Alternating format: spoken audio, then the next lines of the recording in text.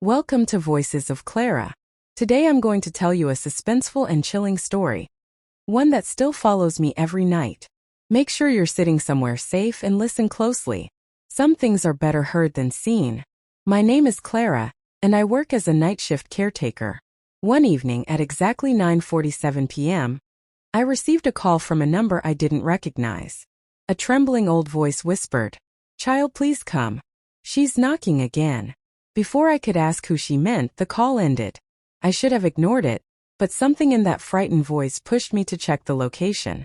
It led to an abandoned road far outside the city. I don't know why I went, but I did. The house stood silent, swallowed by darkness. Overgrown trees pressed against the walls, and a dim bulb flickered above the porch. When I stepped onto the wooden boards, they groaned loudly like a warning. I knocked.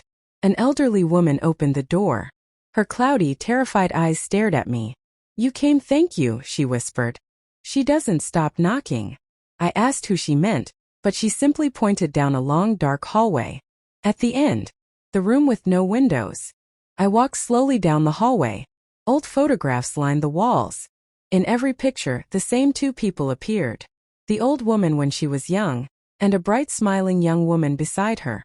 But in every photo, that young woman's eyes were looking somewhere behind whoever took the picture, like something was standing there.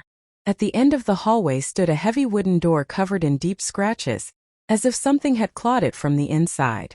The old woman whispered behind me, "My daughter Amina disappeared 20 years ago. A week later this room appeared. It wasn't here before. And every night at 10 she knocks wanting to come out." Before I could answer, a distant clock struck 10. Instantly, a loud knock came from inside the windowless room. Then another. And another. The old woman trembled. "She's early today." I stepped back. "Is someone trapped inside?" I asked. She shook her head slowly. "No one alive." The doorknob turned by itself, as if something inside wanted to open it. We rushed to the dining table. Her hands shook violently. This room did not exist when we built this house. It just appeared after Amina vanished. No windows.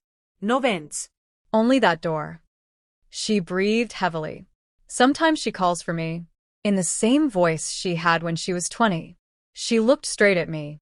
"And tonight she said your name, Clara." Just then, a woman's voice floated down the hallway. "Clara, Clara, help me," the old woman gasped. "That's her. That's my Amina." But something felt wrong. The voice wasn't coming from inside the room. It was closer. "That voice is outside the door," I whispered. The old woman began crying. I should have stayed where I was, but some unseen force made me walk toward the hallway. The photographs rattled as I passed. "Clara," the voice called again. Softer. Sweeter. "Open the door. I've been waiting." I reached the door. The knob turned on its own. The door creaked open a sliver. Inside was pure blackness, so thick it felt alive. Suddenly, a hand reached out. Thin. Pale. Too long. Not human. It stretched toward me. The old woman screamed, "Don't touch her. That's not my daughter." The hand jerked back into the darkness. The door slammed shut. The house shook violently. Lights flickered. The knocking became furious pounding, like something throwing itself at the door. The old woman collapsed to her knees. "She wants a new body. Someone young. She wants to replace someone.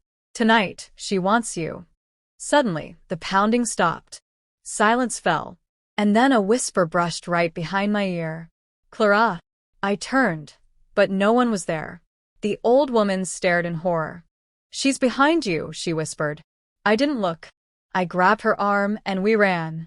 We fled through the hallway, out the front door, across the porch, and into the cold night.